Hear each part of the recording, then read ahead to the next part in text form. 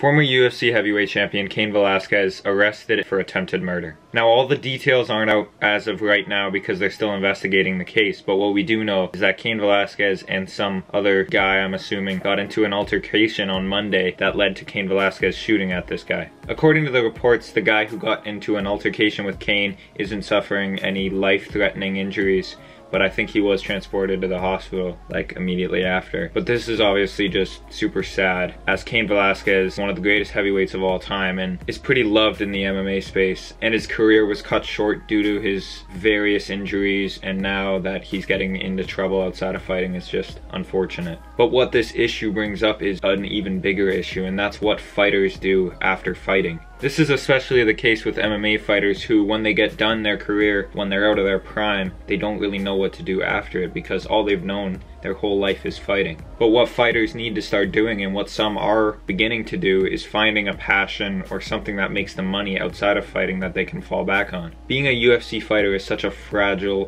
thing, and it can change in an instant. Every time you step in the octagon, you're putting your life on the line, and you just don't know what can happen in a fight. You can be a guy like Tony Ferguson, who's on a 12-fight win streak, just at the top of the sport, and then all of a sudden you lose 2 or 3 fights in a row, and people are talking about you retiring. So having a revenue of income to fall back on is super important for these fighters, but most of them aren't doing it. There are examples like Brendan Schaub, who has really done well podcasting and talking about fights, and even a comedian. Like, some people might not like his comedy, but he's making money from it, and he's has a platform post-fighting. He's doing so much better than most of the fighters who were more popular than he was in their fighting day, like when he was fighting, and guys like Bigfoot Silva, who still have to fight to make money, still taking bare knuckle boxing fights, and he's just getting KO'd over and over. But a guy like Brendan Schaub, who is not as popular as Bigfoot Silva maybe back in that day, has found a way to use his platform of being a UFC fighter to get him into opportunities that keep him financially stable. But it's a fine line that these fighters have to draw, because you don't want to be 1 foot out the door when you're fighting. Like the example of Brendan Schaub, when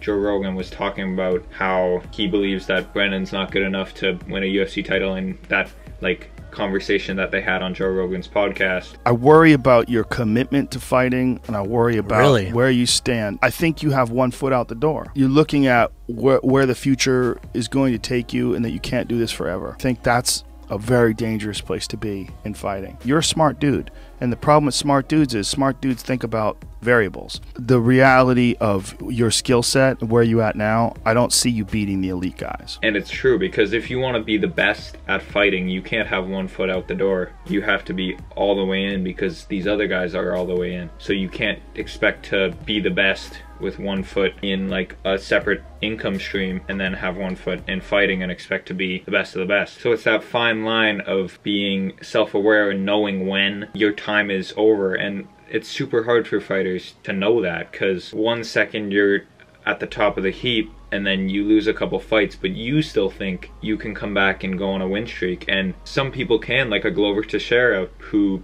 won a championship at 42 years old, had all these setbacks but kept going. So it's so hard for fighters to find when their time has passed. If you're a fighter, the ego that comes with being a fighter, you never think your time has passed. You always think that you can beat anyone in the world on any given night. And I think UFC fighters especially have to have some sort of pension that they qualify for. Like, if you have more than 5 wins in the UFC, like, or if you're a champion, there should be some sort of pension plan once you're done fighting. Because if you want fighters to commit their whole life to this sport, and then as soon as the fighter falls off a little bit, the sport says goodbye, they shift their attention elsewhere. And it's so hard for those guys who were at the top to maintain that status, because what gave them the status was fighting, and when the fighting is gone, they don't have it anymore. And with Cain Velasquez, injuries really put an end to his career. Like, he had all these knee issues, these neck issues, back issues, because he was such a force. Like, he trained so hard, and that's why he had the best cardio in the heavyweight division, and he was just putting everything of himself into fighting, and then fighting kind of stabbed him in the back, because he gets injured, he loses, and he just can't get back in there because of his injuries. And then the MMA community just forgets about him, and they move on to the next guy. It's so unforgiving. Cain did try some WWE stuff, but I don't think that went amazing. I'm not a huge WWE fan, but I